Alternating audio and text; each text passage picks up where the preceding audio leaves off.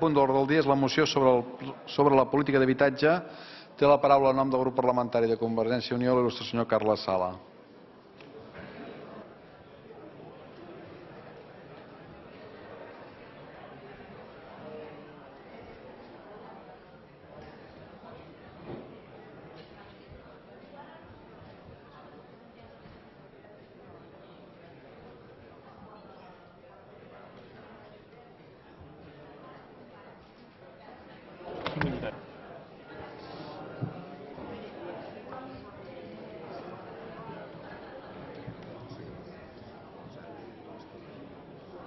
Moltes gràcies,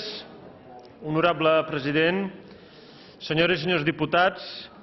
A la interpel·lació prèvia a aquesta moció vam estar d'acord i vam coincidir amb la gravetat del sector de l'habitatge a Catalunya. No tan sols això, sinó que la mateixa secretària per l'habitatge, en una entrevista que hem pogut veure aquests dies, ella mateixa ha reconegut que és el pitjor any des de la dècada dels 50, el pitjor any des dels anys 50, la situació del mercat de l'habitatge al nostre país. El grup de Convergència i Unió ha presentat una moció amb un total de 30 propostes, dividides en 22 punts, moltes de les quals creiem que són plenament assumibles per part dels grups parlamentaris que donen suport al govern. És més, no entendríem que algunes de les propostes, que fins i tot vostès mateixos ahir van anunciar que signaven amb les forces socials, avui entressin en contradicció i vostès no els donessin suport en aquesta moció que ja fa quasi un mes vam presentar per registre. Què demanem en aquesta moció? Doncs algunes qüestions que fan referència al sector de la rehabilitació. La importància de la rehabilitació que sovint ens recorda el conseller, les tres potes de la rehabilitació. Demanem que es redueixi, per exemple, a 15 anys el temps mínim, la durada mínima que ha de tindre un habitatge per poder accedir als programes d'ajuts, o que s'incrementi el percentatge d'ajuts fins a un 40% en aquelles qüestions que no es preveu així, o augmentar l'univers de persones que poden acollir-se a les ajudes a la rehabilitació, amb un esglaonament a la baixa, evidentment, però en un moment on hi ha un atur de molts professionals relacionats amb el món de la construcció, és indispensable que tots aquells que puguin contractar aquests professionals per a fer obres de rehabilitació o de reforma dels habitatges puguin tenir incentius per a fer-ho. Demanem incrementar un 10%, per exemple, les subvencions per a famílies monoparentals o famílies nombroses, que són increments de subvencions que es preveuen en altres àmbits del decret 2009-2012 que es preveu, però no està en l'àmbit de la rehabilitació.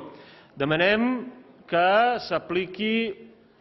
una normativa de caràcter fins i tot temporal i extraordinari, com la Llei Foral de Navarra d'ajuts a la reforma de l'habitatge. Una llei, la Foral de Navarra, que està tenint un gran èxit d'acceptació, amb moltíssimes peticions i un increment exponencial d'expedients de rehabilitació que obren l'àmbit d'obres que entren dins del que és susceptible poder ser subvencionat. Després hi ha tota una sèrie de propostes que fan referència a un col·lectiu molt especial, que és el col·lectiu de persones que pateixen una discapacitat o que han estat, fins i tot,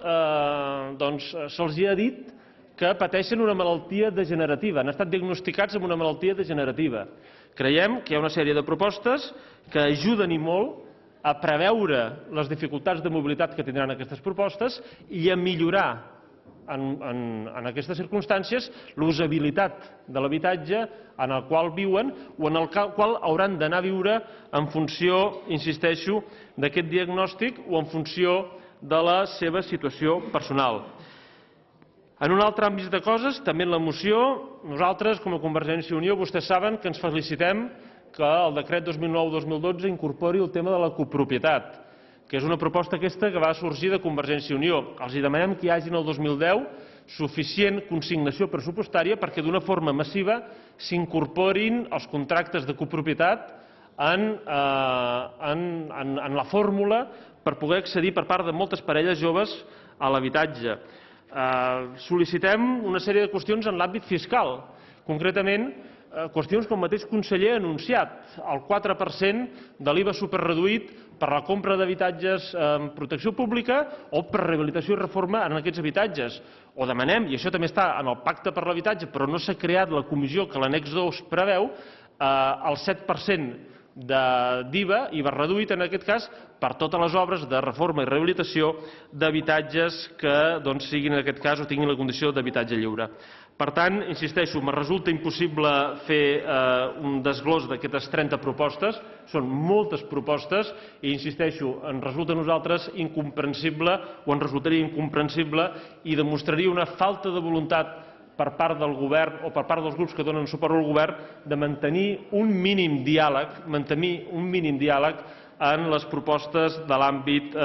d'habitatge. Si vostès avui ho rebutgen, no és Convergència i Unió qui guanya o qui perd. Si vostès avui rebutgen aquesta moció, perden molts col·lectius als quals nosaltres creiem s'hi veuen reflexats en aquesta moció que hem presentat. Moltíssimes gràcies, senyor president.